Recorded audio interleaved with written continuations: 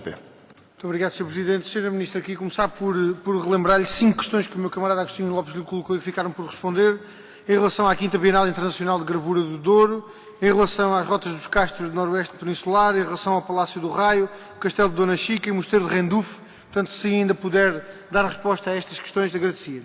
Sobre o apoio às artes, Sra. Ministra, queria dizer o seguinte. A resposta que nos deu relativamente às cativações é, de facto, assustadora. Aquilo que a Sra. Ministra nos disse, com os 10% de cativação do Orçamento de Estado e com aqueles 10% que aí virão em relação à Lei de Execução Orçamental, isso significa que, na prática, estarão disponíveis 15 milhões de euros para apoio às artes. Este valor é inferior a todos os orçamentos anteriores, todos, até 2003. Só em 2003 é que há um valor inferior a este. E isto é, de facto, Sra. Ministra, um cenário muito negro em relação ao apoio às artes e ainda mais preocupante quando a Sra. Ministra assume, à partida, que os compromissos já assumidos terão que ter algum nível de incompromisso. Ou melhor, de não respeito, de não cumprimento, de incumprimento. Era isto que eu queria dizer. Sra. Ministra, Sr. Ministro e Sr. Secretário de Estado, em relação à questão do IMI e em Évora, para que nos entendamos, Sr. Secretário de Estado, aquela referência que é preciso fazer às finanças é uma coisa simplicíssima. Só há 3 freguesias que são abrangidas pelo perímetro de classificação. Portanto, para além dos mapas, se o IGESPAR fizer a comunicação indicando todos os prédios que estão localizados naquelas 3 freguesias, está o problema resolvido. E, portanto, dessa forma, a questão resolve-se muito simplesmente.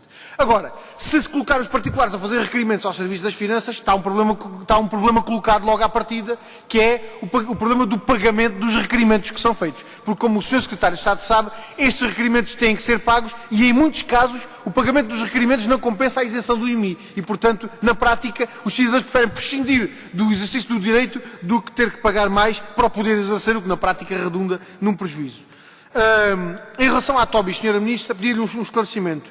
Temos informação de que os 3 últimos salários do ano, o subsídio de férias e o subsídio de Natal, estão comprometidos na TOBIS. Queremos saber, e disseram-nos até, que o pagamento destas prestações a que os trabalhadores têm direitos estão dependentes da descativação de umas verbas por parte do Ministério da Cultura. Queríamos saber se esta questão é verdade ou não e queríamos saber também de perspectivas em relação à privatização, em relação ao património da empresa que está em causa e em relação ao futuro dos trabalhadores.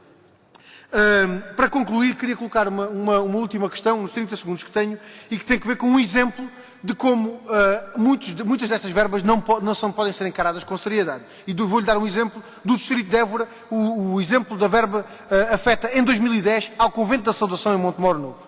Os senhores, em 2010, inscreveram no Orçamento de Estado uma verba de 4.000 euros para 2010, com a perspectiva de uma verba de 1.800.000 euros para 2011, para a intervenção no Convento da Saudação.